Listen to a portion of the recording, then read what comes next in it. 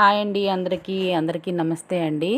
ఈరోజు వీడియో సింపుల్గా వంకాయ ఫ్రై చేసి చూపిస్తున్నానండి. ఇది బ్యాచిలర్స్ కూడా ఈజీగా చేసుకోవచ్చు. ముందుగా వంకాయలు అయితే పెద్ద సైజు 3 వంకాయలు తీసుకున్నాను. ఒక ఉల్లిపాయ, ఒక 4 వెల్లుల్లి రెబ్బలు, ఒక ఎండుమిరపకాయ, కొంచెం కరివేపాకు, కొంచెం పచ్చిమిర్చి చీలికలు, ఇగోండి కొంచెం గరం మసాలా.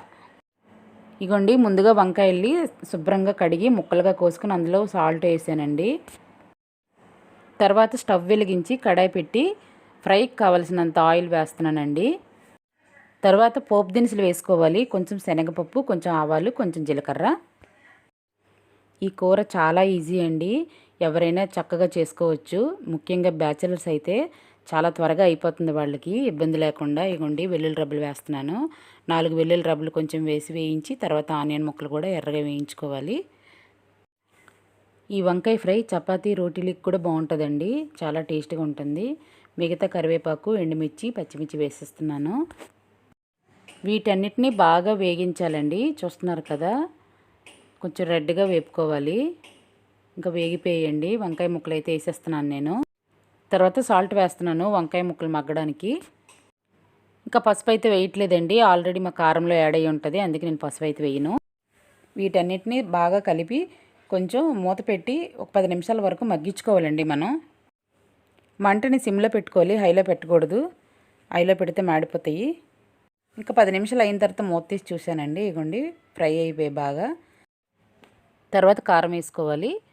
తర్వాత కొంచెం గరం మసాలా కూడా యాడ్ చేసుకోవాలి. యాడ్ చేసుకొని అంతా ఒకసారి కలిసేటట్టుగా కలుపుకోవాలండి. కలుపుకున్న తర్వాత కొంచెం కారం వాసన వస్తుంది కదండి, అందుకని ఒక 2 మినిట్స్ మూత పెట్టి ఉంచాలండి కూరని.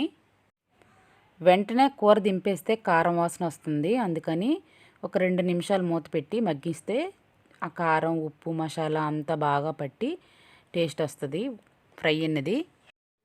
నాకైతే కూరలో సాల్ట్ సరిపోయిందండి, మీరు చూసి వేసుకోండి సాల్టు.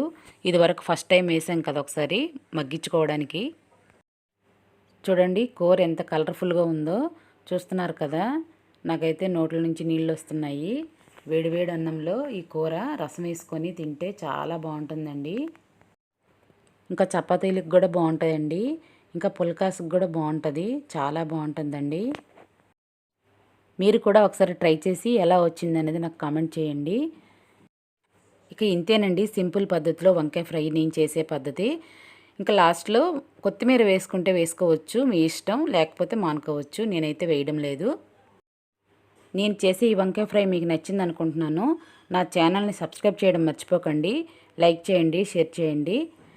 ఓకేనండి, థ్యాంక్ యూ, బాయ్ అండి.